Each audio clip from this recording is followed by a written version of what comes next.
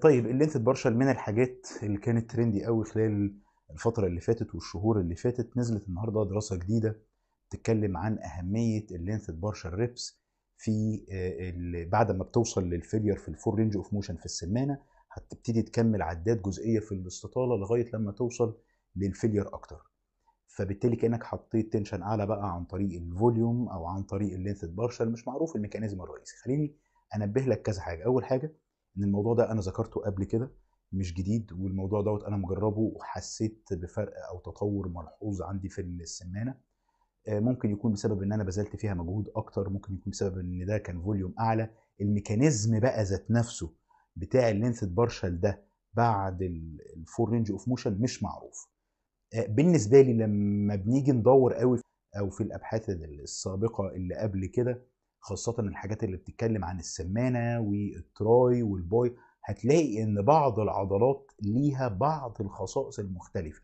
يعني التراي ليها خصائص كده مختلفه غريبه شويه عن بعض العضلات. لما تيجي تبص كده عن الابحاث بتاعتها في البارشال ريبس والابحاث بتاعت اللينثد بوزيشن، هتلاقيها مختلفه عن الباي، مختلفه شويه عن الكواد والريكت فيم اقرب قوي للهامسترنج شويه. السمانه مختلفه، اللينث تنشن ريليشن شيب بتاعها مختلف سنه بسيطه.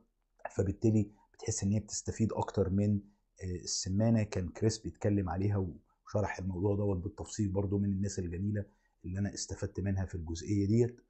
فبالتالي الميكانيزم بشكل رئيسي، يعني اطلع اقول يا جماعه السمانه بتستفيد من اللينثد بارشل علشان واحد اتنين تلاته، لا صعب جدا. لكن ممكن نقول ميبي بسبب الانابوليك سيجنالز اللي بتطلع اكتر لما تتمرن، ممكن بسبب الباسيف اليمنت زي التايتن مثلا وتاثيره مش عارف على ايه، بلا بلا بلا، حاجات كتيره جدا كده في الفسيولوجي. ممكن يبقى بسبب حاجات كتيره جدا احنا مش قادرين ان احنا نعرفها، الحاجات اللي احنا بنستفيد بيها. طيب الادفانتج ايه؟ هتبذل ايفورت اعلى، ممكن حجم عضلي اكبر، ممكن ايه تاني، ممكن تبقى استمتاع اكتر لبعض الناس. الديس ادفانتج او العيوب بتاعتها ايه؟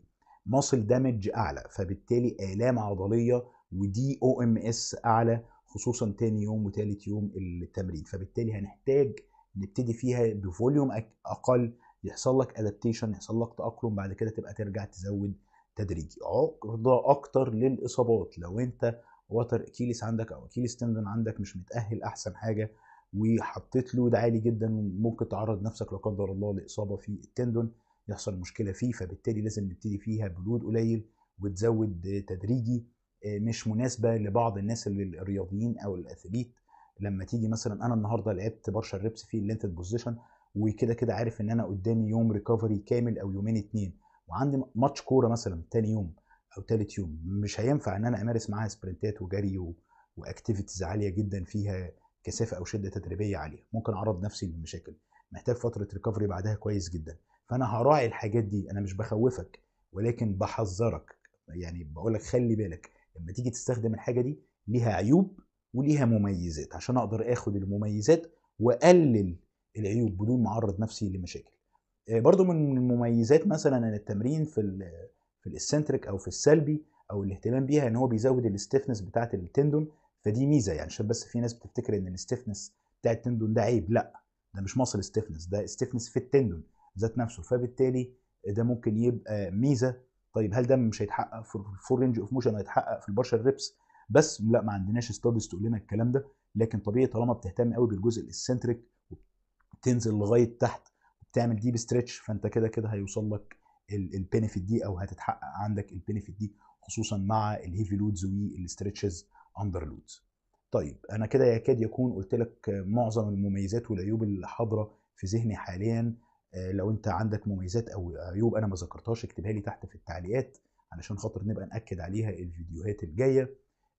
هل الطريقه دي تستحق التجربه؟